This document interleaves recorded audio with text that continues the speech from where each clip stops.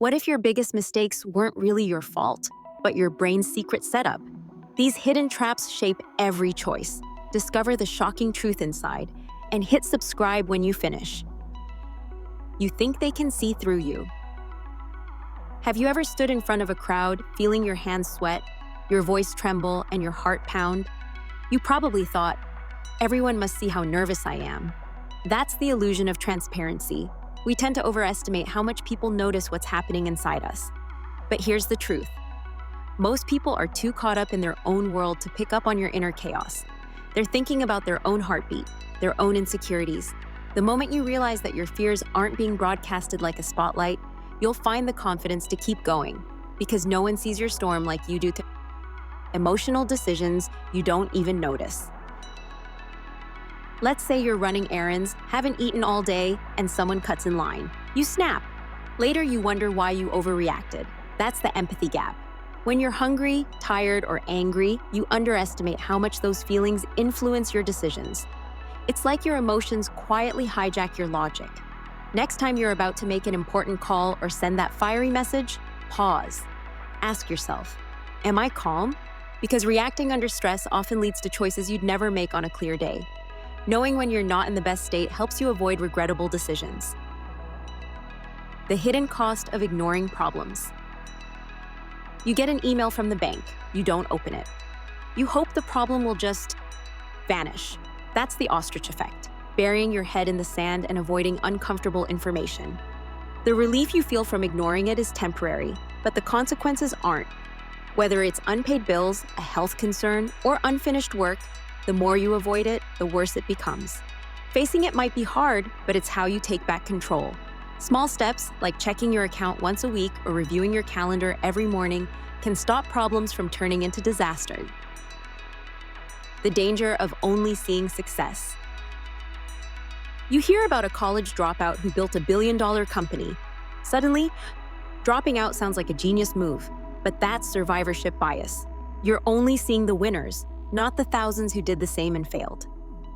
Imagine walking into a forest and only noticing the tallest trees. It doesn't mean every seed becomes a giant. To really understand any path, business, sports, careers, you have to look at both the successes and the silent failures. Otherwise, you're basing your decisions on half the story. The illusion of on a roll. A basketball player makes 3 shots in a row. The crowd believes he's on fire, but each shot is independent. That's the hot hand fallacy. Our brain loves patterns, even when none exist. It's comforting to believe momentum guarantees success, but it doesn't. In sales, sports, or even life, past wins don't promise future ones. Each attempt deserves its own judgment. Don't assume success is automatic just because it happened before. And don't fear trying again because of a few stumbles. The next outcome is still a mystery. That too good first impression. She's confident, funny, and well-dressed, so she must be great at her job, right? That's the halo effect. One positive trait can cloud your judgment about everything else. It's like wearing rose-colored glasses that blur reality. Whether it's someone's smile, voice, or charisma, we're wired to judge based on surface cues. But dig deeper. Ask questions. Observe behavior over time. Because first impressions can be powerful, but they can also be wrong. Why you buy the bigger popcorn. At the movie counter, you see this. Small popcorn for 3, medium for $6.50, and large for $7. Suddenly, the large feels like a deal. That's the decoy effect. The medium exists not to be bought, but to make the large look better. Marketers know this. They use middle options to nudge you. The next time you're choosing something, be it tech, food, or even plans, ask yourself, would I choose this if the middle option didn't exist? That clarity can save you from spending on things you don't actually need. The illusion that you'll stay the same. You probably think you'll always like the same foods, routines, or hobbies you love now. But remember what you were into 5 years ago? That's the end of history illusion. The belief that you've finally arrived at your permanent self. Truth is, we're always evolving. What excites you now might bore you tomorrow. The key is staying open. Try new things. Reevaluate old habits, because your best self might still be in progress. That feeling when you keep everything. You hold on to that broken gadget, old sweater, or half-used notebook, not because they're useful, but because they're yours. That's the endowment effect. We value things more simply because we own them. But ownership shouldn't cloud usefulness. Ask yourself, if I didn't already have this, would I want it? Letting go doesn't mean losing value. It means making space for better things. How your brain makes you a follower. You weren't interested in that new app until all your friends started using it. That's the bandwagon effect. We feel safer going with the crowd, but fitting in doesn't always mean it's right for you. Sometimes the best choices are the ones no one else is making, yet. Think for yourself. If you love something, go for it. But don't follow just to blend in. Be led by values, not by numbers. Unfinished tasks that haunt you. You start writing an email but get distracted. Hours later, it's still on your mind. That's the Zeigarnik effect. We remember unfinished tasks more than completed ones. Use this to your advantage. Break large tasks into parts and leave a few open loops.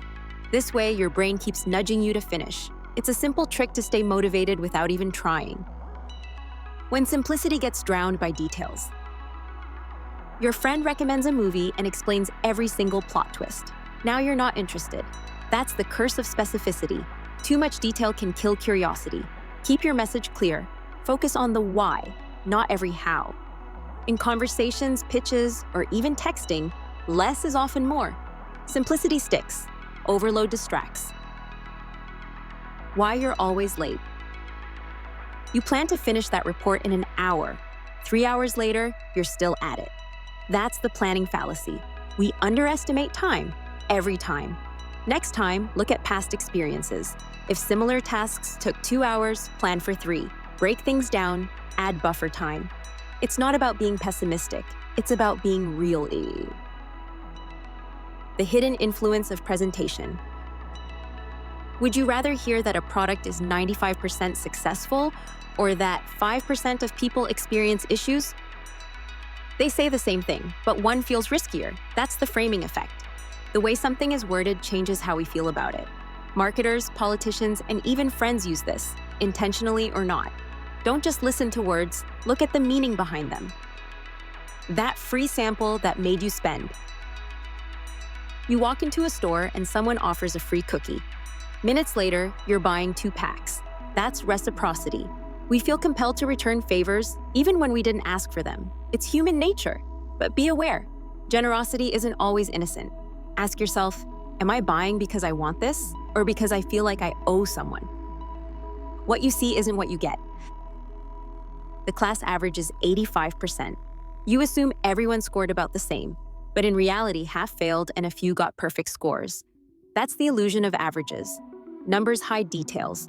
Always look for distribution, context, and extremes. Averages can mislead. Ask better questions. Dig deeper than the surface. Why you can't choose from a big menu. You sit down to eat, and the menu has 200 items. Suddenly, ordering feels like a chore.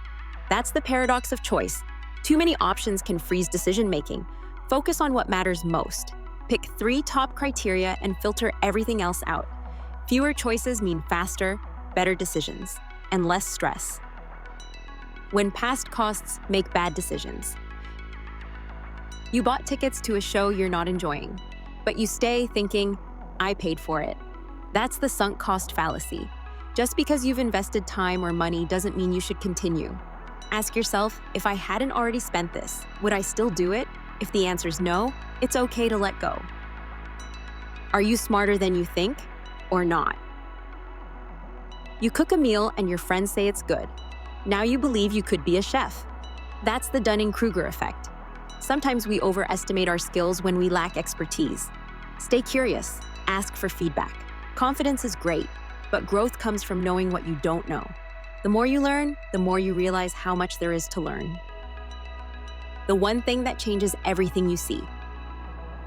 You're scrolling through your phone when you come across a word you've never heard before. Let's say it's serendipity. It sounds fancy and you pause for a moment. You keep scrolling. An hour later, you hear it again. This time in a YouTube video. The next day, a friend says it casually in conversation. You suddenly feel like the universe is throwing this word at you. But it's not the universe, it's your brain. This is called the Baader-Meinhof phenomenon, also known as frequency illusion. Once you learn something new or encounter something unfamiliar, your brain flips a switch and starts noticing it everywhere. It's not that the word wasn't there before, it's that you weren't paying attention. This is a superpower hiding in plain sight. And once you understand it, you can use it to shift the way you experience the world. Let's say you're thinking about buying a red car. Suddenly, red cars are everywhere. Or maybe you've just learned about a health condition. Now you hear about it on podcasts, on TV, and in ads. This isn't coincidence. It's your selective attention filtering reality based on what now feels relevant. The scary part? This works with negative things too. If you start believing people don't like you, you'll pick up every glance, every silence, and twist it into proof. If you assume you're unlucky, your brain will ignore the wins and highlight every little setback. The pattern isn't new, your perception is. But here's the hopeful part. You can flip this bias in your favor. Let's say you decide to focus on gratitude. You write down one thing every morning. At first, it feels forced, but soon your brain starts scanning for more good things. So you'll have something to write down tomorrow. Over time, the Baader-Meinhof phenomenon rewires how you experience your day. You stop noticing only the mess and start noticing the magic. Want to build confidence? Feed your brain confident thoughts. Want to become more creative? Surround yourself with creative content. Want to improve relationships? Focus on kindness, and you'll begin to see it in others too. It's like when you buy a new outfit and suddenly see 10 people wearing something similar, or when a friend announces a pregnancy and now you notice baby strollers everywhere. These things were always there. You just weren't tuned in. Your mind is like a spotlight, and what you shine it on becomes your reality. Think of your brain as a DJ in a club, choosing which tracks to play louder and which ones to fade into the background. The song didn't change, the volume did. Now imagine what would happen if you trained that DJ to prioritize progress, growth, opportunity, and joy. You'd begin noticing the open doors instead of the closed ones. You'd start focusing on solutions instead of obstacles. You'd start seeing people who support you rather than those who don't. This is how you hack your perception, not with fake positivity, but with intentional focus. So here's a challenge. Pick something you want more of in your life. It could be optimistic. It could be courage. It could be peaceful. Then tell your brain, this is important. Write it down. Talk about it. Seek it out, and watch how the world begins to respond. This isn't magic. It's cognitive bias used consciously. Because once you see it, you can't unsee it. And that might just change everything. Your mind is brilliant, but it's also full of traps. Some are subtle, some are sneaky, but all of them shape your choices. Now that you know about them, you can spot them. You can pause before reacting. You can ask better questions. So, which of these traps caught you by surprise? Let us know in the comments. And if you want to keep exploring how your brain works against and for you, hit subscribe, because awareness is the first step to freedom.